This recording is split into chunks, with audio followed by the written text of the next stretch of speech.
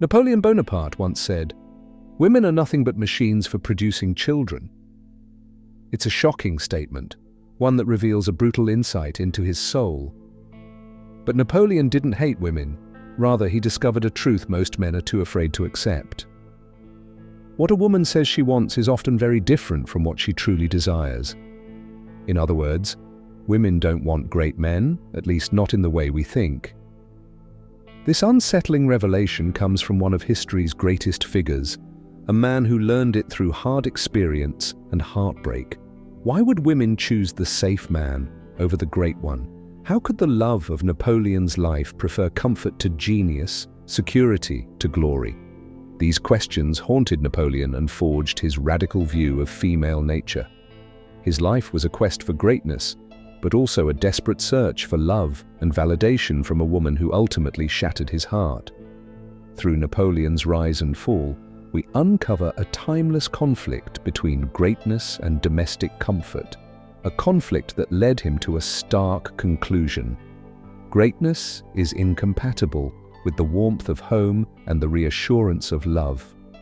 This is the story of Napoleon's obsession with Josephine, her devastating betrayal, and the truth he realized about women, a truth as provocative today as it was then. Stay tuned, because Napoleon's journey from passionate lover to embittered emperor holds a lesson that might just change how you see relationships and ambition. In the late 1790s, a young Napoleon rose from obscurity, determined to carve his name into history. He was brilliant, ruthlessly ambitious, and rising like a comet in revolutionary France. As he secured military victories and fame, Napoleon hungered not just for power, but also for affection. This fiery Corsican found his weakness in an unlikely place, the arms of a beautiful Creole widow named Josephine de Beauharnais. From the moment Napoleon met Josephine, he was enthralled. Josephine was elegant, worldly, and 6 years his senior, a woman of Parisian high society whom he was eager to impress. Napoleon fell madly in love. He wrote Josephine ardent letters from the battlefield that dripped with passion and longing. "I awake full of you," he confessed in one famous letter, utterly consumed by thoughts of her. He yearned for her like a man dying of thirst yearns for water. To Napoleon, Josephine became an addiction, the one conquest he couldn't live without. Yet even as he worshipped her, the young general sensed an imbalance. Josephine enjoyed Napoleon's devotion, but her heart remained cooler. She had survived the guillotine and navigated Paris's salons with charm and cunning. To her, Napoleon was a rising star, exciting, yes, but also intense and unpredictable. He offered greatness, but greatness came wrapped in chaos. While Napoleon was off chasing glory on distant battlefields, Josephine was left alone in Paris, craving the warmth and stability that his destiny could not provide. Napoleon proposed, and in March 1796 they married. He deliriously signed his letters Bonaparte to match her aristocratic de Beauharnais. He even renamed her Josephine. She had been born Marie-Joseph, often called Rose, to mark a new beginning. With Josephine as his bride, Napoleon felt invincible. He believed he had won at love, just as he won at war. The day he left to command the army of Italy, he assured her that in mere months he would return in triumph. He imagined Josephine proudly by his side as the wife of a legendary hero. Victory came swiftly. Napoleon's Italian campaign was a masterpiece, battle after battle won through daring tactics and sheer will. At 26, he became the liberator of northern Italy, a national hero. But even as he built an empire abroad, his home life was quietly crumbling. Josephine had not accompanied him. Back in Paris, she found herself lonely and anxious. The young general's letters arrived thick and fast, filled with love and also twinges of jealousy. He begged her to reply, to show him even a fraction of the passion he poured out. Silence. Josephine often didn't even read his letters, let alone answer promptly. Napoleon's nights were restless, not from enemy fire, but from heartache. Why was his beloved so distant? In Paris, Napoleon's absence created a void Josephine was quick to fill. The ink was barely dry on their marriage certificate when Josephine began a flirtation that slid into an affair. The other man was Hippolyte Charles, a dashing army officer who was everything Napoleon was not in that moment: present, carefree, and attentive to her need for fun and comfort. While Napoleon was risking his life and shaping the fate of nations, Josephine indulged in Parisian pleasures and intimacy with a man who could be by her side. She chose companionship over glory, the safe over the great. Rumors of Josephine's infidelity soon reached Napoleon in his Italian camp. At first, he refused to believe the whispers. He had placed Josephine on a pedestal, swearing that he loved her more than life itself. When aides timidly reported gossip of her indiscretions, he flew into denial and rage, but evidence mounted. Her letters remained cold and infrequent. Parisian high society snickered about Josephine's trysts. Finally, a blunt letter from his brother Joseph laid it bare. She was betraying him. Napoleon's world cracked open. This invincible general, who could outmaneuver armies, now found himself utterly defeated by the very woman he adored. His hands trembled as he read those words. Hot anger and cold despair warred within him. The mighty Bonaparte, victor of countless battles, was reduced to pacing his tent at midnight, tormented by visions of Josephine in another man's embrace. One of Napoleon's own anguished letters, in which he poured out his suspicions to his brother, even leaked to the press. All of Paris now knew that the great Napoleon's marriage was on the verge of collapse. The humiliation was unbearable. In a fevered mix of denial and desperation, Napoleon wrote to Josephine, demanding she join him in Italy at once. He needed to see her eyes, to know the truth. Josephine panicked, delayed, and made excuses. She knew she had hurt the most powerful man in France, and that he was not a man who tolerated humiliation lightly. Eventually, she traveled to meet him, trying to charm her way out of trouble. Napoleon's initial rage melted when he saw her. He wept and embraced her. He was addicted to this woman, after all. For a time, he forgave her trespasses, but something had changed forever. That night, even as she lay in his arms, Napoleon stared at the ceiling and felt a new emptiness. The naive, worshipful part of him had died the day he learned of her faithlessness. Napoleon kept Josephine as his wife, but the innocence of his love was gone. Her betrayal sank deep into his psyche like a poison.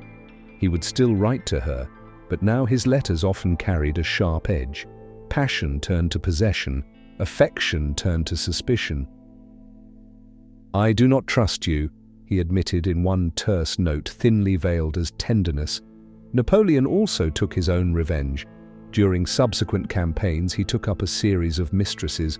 Partly it was to dull his pain, partly to prove he didn't need Josephine's love. His obsessive love for Josephine had curdled into an obsession with his own destiny. If personal happiness was denied him, he would double down on greatness. By 1799, Napoleon returned to Paris a legend, the most powerful man in France after a coup made him first consul.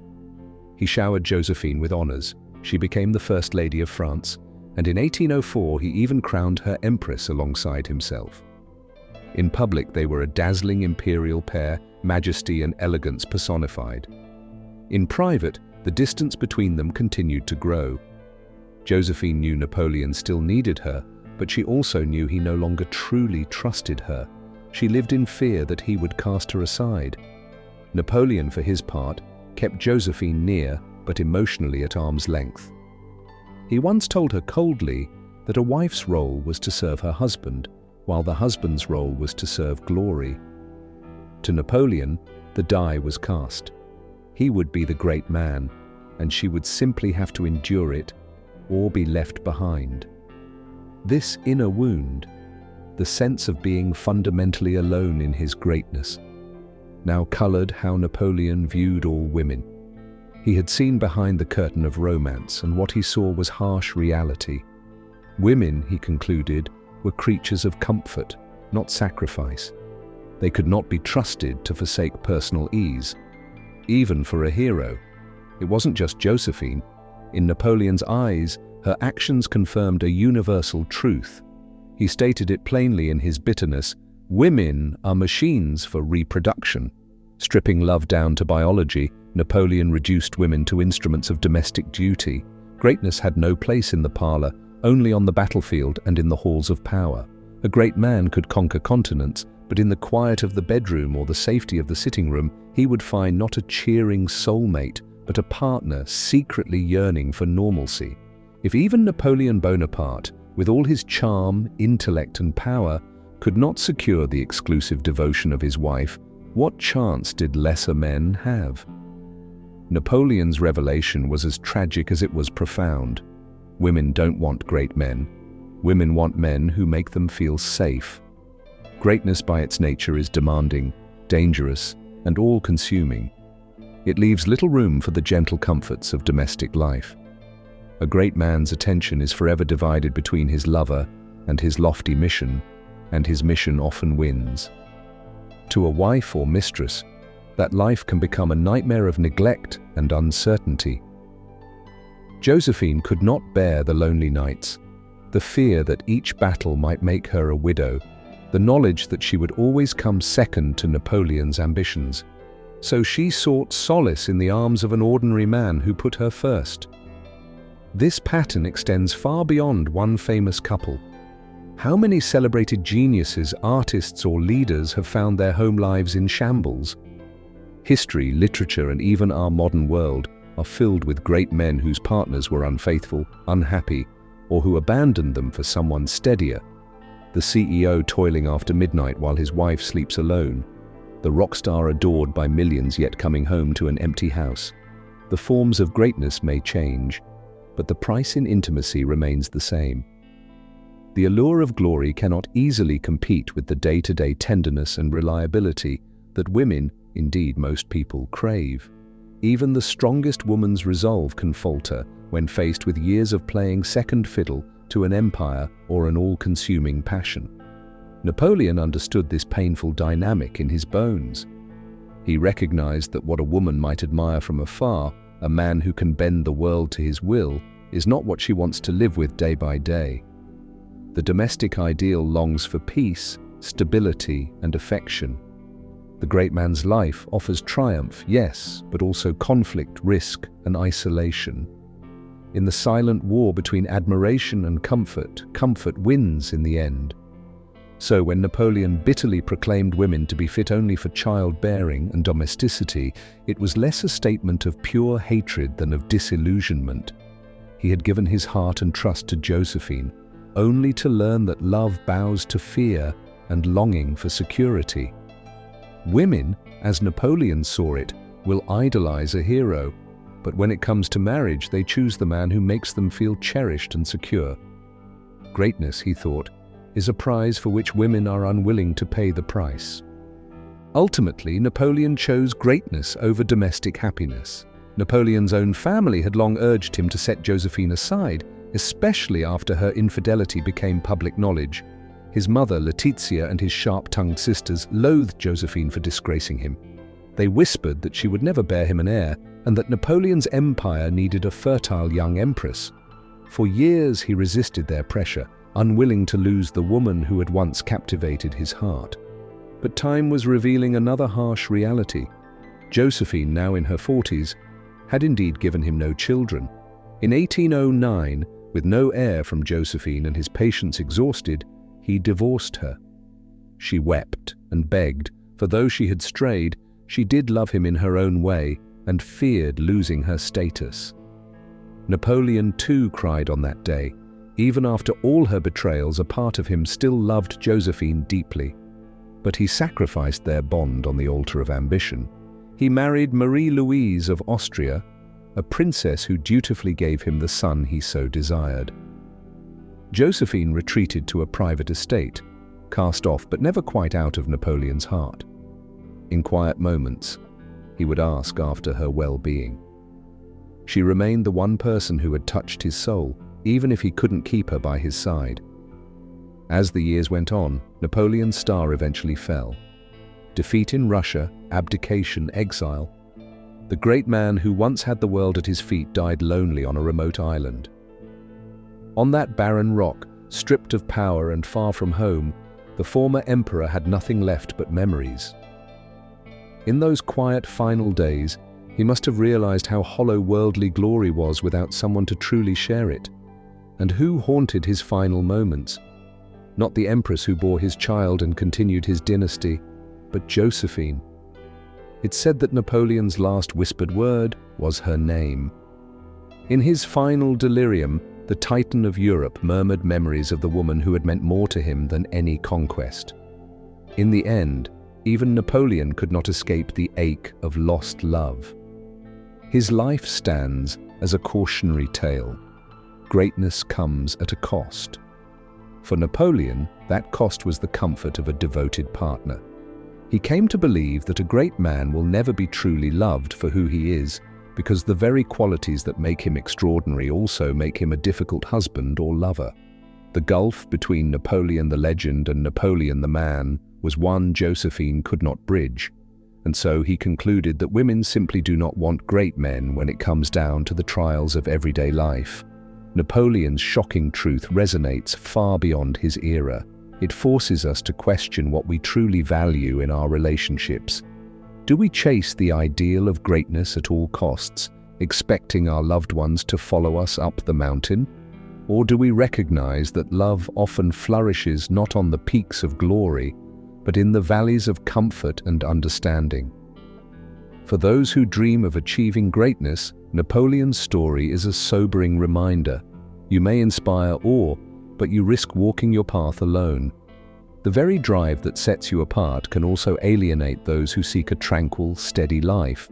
Conversely, if you prioritize safety and warmth over ambition, know that you are choosing a simpler happiness over the storms that come with glory. There is no right or wrong choice, but there is a truth. You cannot easily have both. In the end, Napoleon Bonaparte, conqueror of Europe, was a man unfulfilled in love. His legacy as a great man is immortal, but it came wrapped in loneliness and regret. Women don't want great men, at least not when it costs them their peace. They want human men, flawed and present, over heroes who blaze brightly but burn those closest to them. If this story of Napoleon's rise, heartbreak, and hard-won wisdom moved you, please hit the like button, subscribe, share it with others in need, and let us know your thoughts in the comments.